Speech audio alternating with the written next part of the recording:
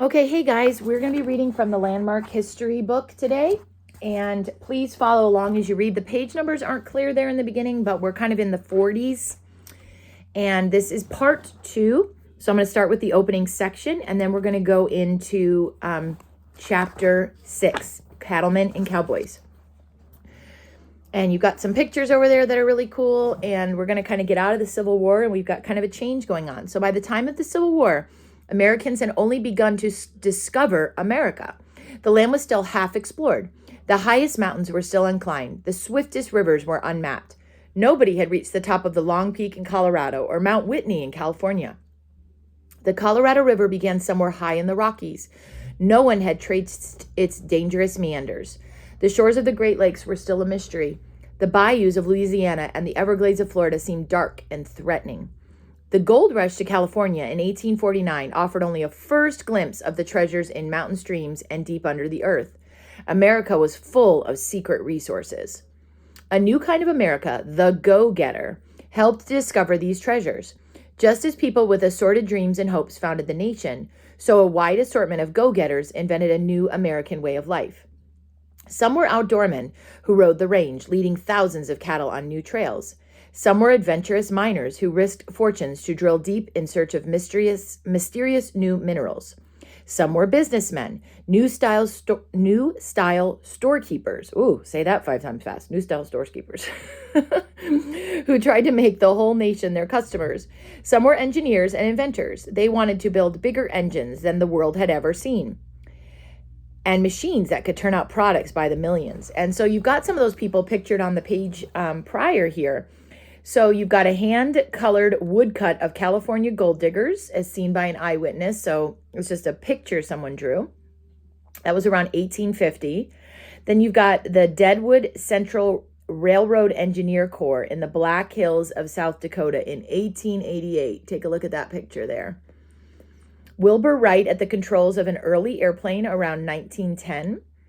Aaron Montgomery Ward and his brother-in-law, George Thorne, who were founders of Montgomery Ward and Company, America's first mail-order catalog business. So for the first time, they're sending catalogs around. You're looking at what you want, and you're sending a letter, and you're saying, this is what I want, and they're giving you your product via mail.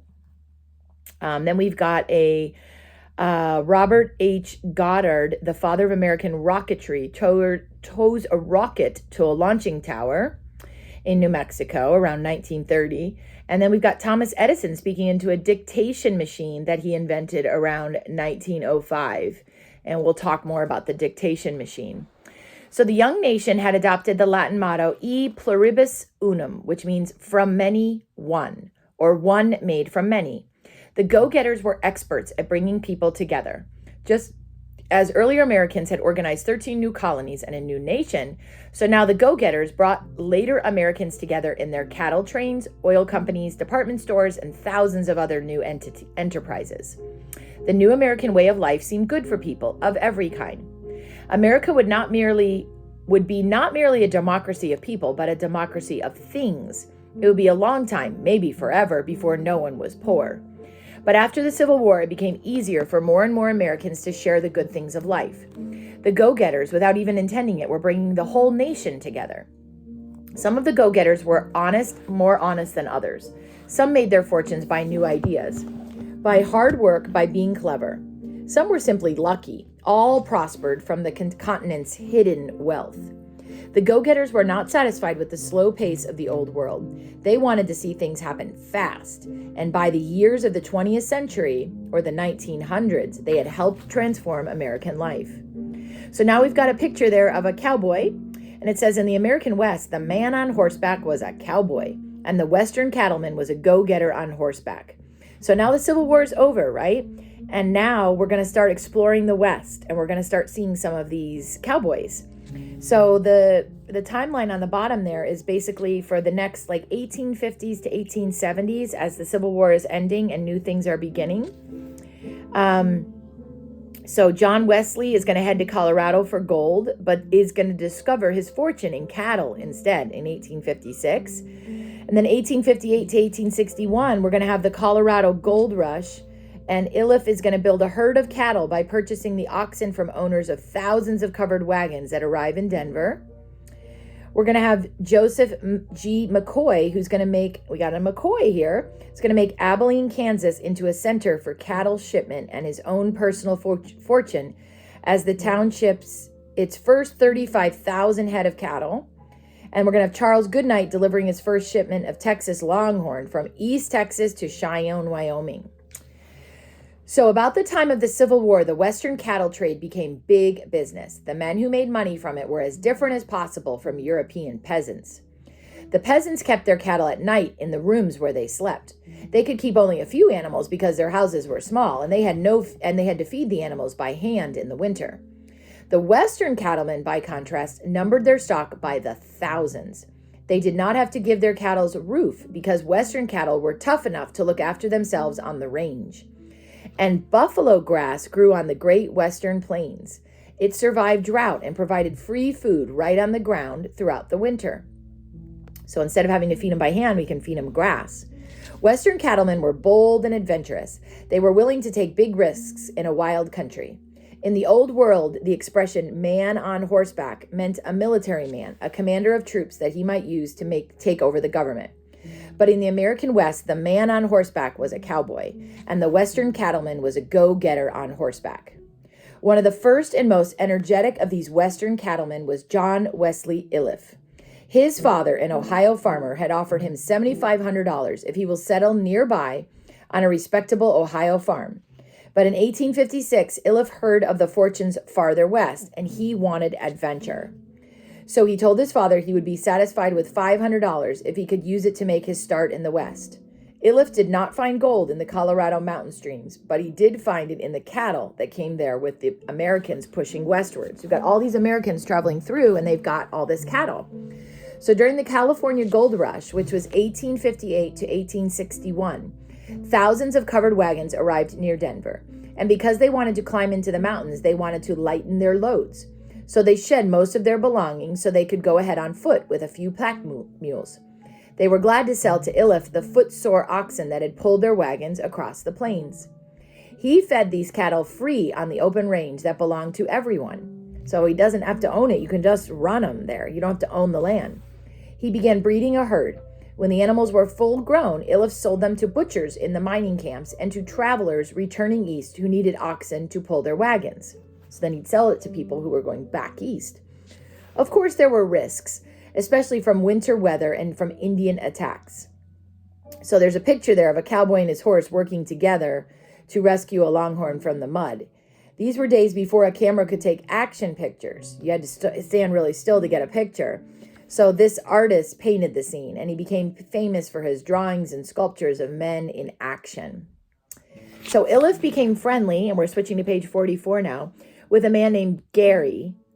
I think it's pronounced Gary, Gerry. I think that would be Gary, a pioneer fur trader who had married the twin daughters of Chief Swiftbird of the Oglala's. Using the information from his wives, Gary warned Iliff whenever the Indians were about to attack. That way, Iliff was always able to move his cattle to a safer place. For a go-getter like Iliff, even the Indians became a source of profit. He made a small fortune supplying meat to the remote western outposts where the federal government was sending troops to fight with the Indians. At the same time, he also sold beef to government officials so they could feed the Indians on the reservations. When railroads promoted by Eastern go-getters pushed west, they opened another new market. They permitted Western cattle growers to ship beef to the growing Eastern cities. At the same time, the hardworking crews that were building the railroads had to eat. And what they most wanted was meat. Iliff agreed to deliver cattle by the thousands to the Union Pacific Railroad construction gangs and to the troops that were guarding them against the Indians. This was easier said than done. Iliff had to find more beef than anyone had ever seen in one place, and he had to bring it into the middle of nowhere where railroads had yet to come. So, and you got a picture here now of another Western cattle. They're tough enough to look after themselves on the range, and they could eat this buffalo grass that you kind of see there, which was free food. But out in the West, it would take, you basically need hundreds of acres to even feed one cow. So my friend Christy lives on a guest ranch in New Mexico. Well, she grew up on one, and they had 25,000 acres for their cattle. And that was because you needed that much acreage because there wasn't a lot of grass there to feed them. So now I'm at the top column of 44. Another brand of go-getter, the Western Trailblazer, helped Iliff. One of the oldest of them was a remarkable man with the unlikely name of Charles Goodnight. His family had taken him to Texas when he was a boy of 9. In 1868, Goodnight agreed to deliver $40,000 worth of cattle from Texas to Iliff's camp near Cheyenne, Wyoming. When Americans had come to Texas in the 1830s, thousands of longhorn cattle were running wild. These were the great-great-grandchildren of a few animals brought over by Spanish explorers in the 1500s. To get your herd, all you had to do was hunt and capture. Hunting wild cattle became a prosperous business, but it was not child's play. The wild cattle of Texas, one hunter reported, were 50 times more dangerous than the fiercest buffalo. These bold beasts were armed with sharp horns that they were not afraid to use. Men on foot could not manage them. They made the Texas cowboy get onto his horse, and that kept them there. Okay, so all of a sudden the cowboy can't be on foot. He's got to be on a horse. And now we've got cowboys. It was 1,000 miles from the cattle country of central Texas to Goodnight's promised delivery point in southeast Wyoming. You had to cross some of the driest, most unfriendly land in the whole continent. Maps before the Civil War called it the Great American Desert. In all that country, there was no town worthy of the name. There was not even any trail. To deliver his cattle, Goodnight had to find his own way. It would be a risky business, but it seemed worth trying. A steer bought for $4 in Texas sold for $40 in Wyoming.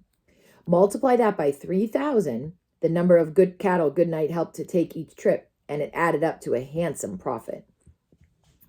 The Texas Longhorns were well equipped for long trips.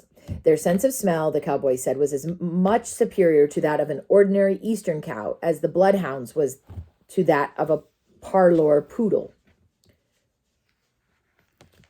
So what that's saying there, it's kind of a comparison. It says the sense of smell for the Texas Longhorn was so much better than a typical cow in the East. It was as much better as a bloodhound to a poodle.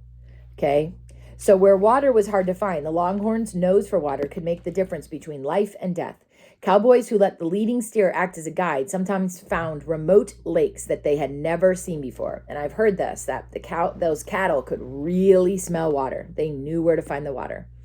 The real problem was how to keep all those 3,000 cattle together and moving at just the right speed. If they stopped or dawdled, they might never reach their goal. But if they trotted, they might get out of control or exercise off the weight that was worth the money in Wyoming. Stationed at the front or point of the herd were two of the most experienced men called pointers. They navigated for the whole herd. They followed the course set beforehand by the foreman. Bringing up the rear were 3 steady cowboys whose job it was to look out for the weaker cattle or the drags and kind of push the drags along. And I do this today. We do this on our farm when we move sheep, but not nearly to this extent. We always have somebody out in the front who's sort of heading the sheep. And then we put people along the back that are kind of tapping the back sheep that are not moving very fast. Every herd of cattle on the trail needed its own herd of horses to give the cowboys fresh mounts for their tricky jobs. To feed the men, you needed a chuck wagon that the cook would drive fast ahead of everyone else. His job was to have food ready as soon as the weary cowboys arrived. So he'd drive ahead and he'd have food set up for them. Communication between the front and the rear of the herd was difficult. The rumbling of hooves smothered words. The cowboys then borrowed a clever system of hand signals from the Plains Indians. And this is true when we're moving our sheep and you're trying to call, hey, put that sheep over there. Nobody can hear you because the sheep's hooves are hitting, and the baaing or the noises also of the sheep would stop that for us. So they would use hand signals in order to communicate. Apart from Indians, the greatest peril was a stampede. At night, the 3,000 cattle, which a moment before had been quietly dozing, might suddenly rouse into a thundering mass. To stop a stampede, experienced cowboys made a circle to keep the animals churning and circling, always around to the right. Then by tightening their circle, they would squeeze the stampeding cattle tighter and tighter together until they had no place to run. They were thus able to force the milling herd to halt. If the encircling tactic failed, all was lost. The stampede would get out of control. Then the cattle would fly out like sparks into the night, and they might never be seen again. The cowboys had their own trail-tested ways of preventing stampedes by soothing the jumpy longhorns. The men guarding the herd at night would sing and whistle while they made their rounds. The purpose of this serenading, the veteran cowboy Andy Adams explained, was so that the sleeping herd may know that a friend and not an enemy is keeping vigil over their dreams. The cowboys called these songs hymns because they sang them to tunes they remembered from their mother's songs in childhood or from church services. But the words the cowboys sang usually were not church words. What they sang might have shocked or startled the cattle if they could have understood.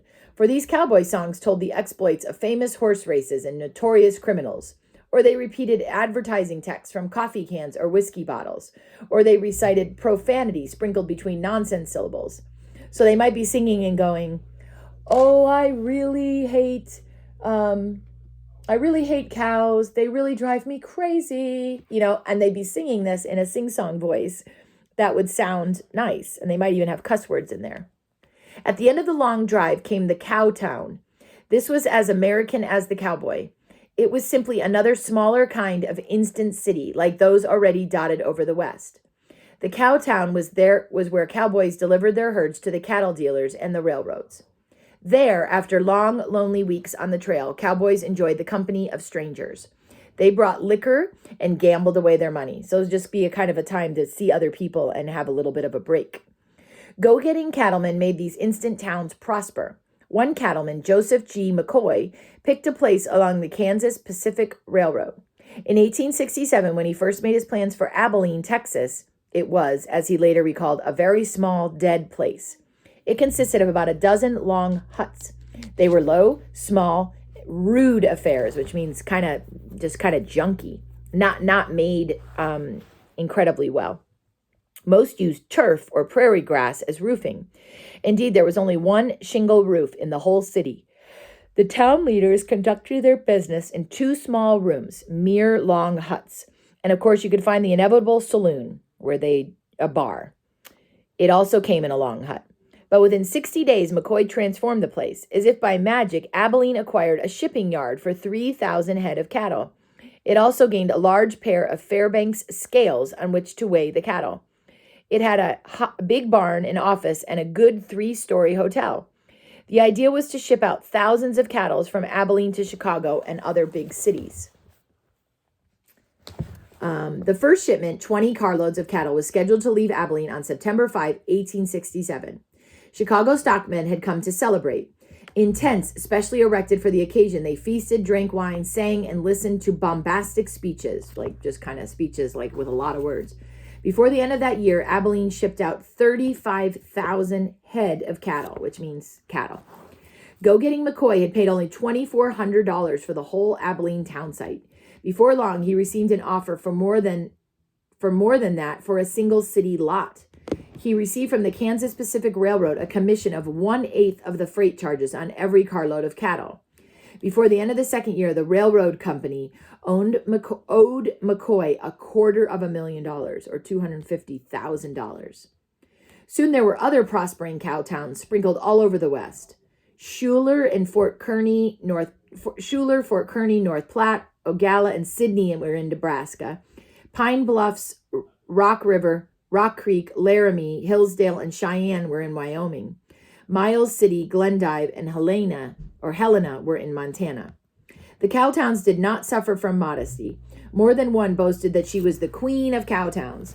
But Dodge City in Kansas and others competed for the title of the wickedest little city in America. While town building was profitable and exciting, prosperous cattlemen still fondly remembered their days on the trail. All in all, my years on the trail were the happiest I ever lived, Charles Goodnight remembered on his 93rd birthday. There were many hardships and dangers, of course, that called on all a man had of endurance and bravery. But when all went well, there was no other life so pleasant. Most of the time we were solitary adventurers in a great land as fresh as new as spring morning. And we were free and full of the zest of darers.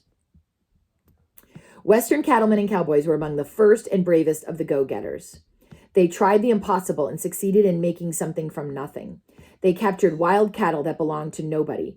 Then they fed the cattle on buffalo grass that nobody even imagined could be food. They grazed them on range that belonged to everybody and nobody. And finally, they transported the cattle on their very own feet for thousands of miles to places where they could become beef. Who could have imagined that the great American desert would become the greatest beef factory in the world? All right, so that is the end of chapter, what did I say? Was that part 2, chapter, I can't remember. Part 2, chapter, what were we on? Well, folks, I can't remember.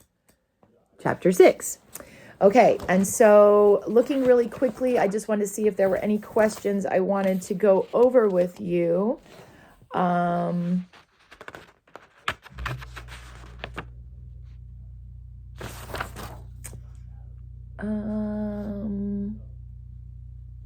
Bombastic, we use that word, which is like overblown, pompous, pretentious. So it's like ridiculous. It's like ridiculous how, like, if you see like a really person trying to be fancy. So why did people passing through Colorado on covered wagons want to sell their oxen? They wanted to lighten their loads before traveling over the mountains. How did Texas get longhorn cattle? Remember, they were all from a few of them that were brought over by Spanish explorers in the 1500s and allowed to roam free. What motivated Charles Goodnight to deliver so many cattle from Texas all the way to Wyoming? Money. What did a chuck wagon do? Right? Chuck wagon was the food. And you'll still see restaurants in the West that are called, like, Joe's Chuck Wagon. And a cow town was a small instant city where cowboys delivered their herds. They would bring them to the stockyards that would take care of them and then sell them. Enjoy the company of strangers. They bought liquor and they gambled and they just had a good old time. Probably some of the stuff they were doing was not very Jesus approving, but they were enjoying themselves for sure. Okay, so that is the end of that.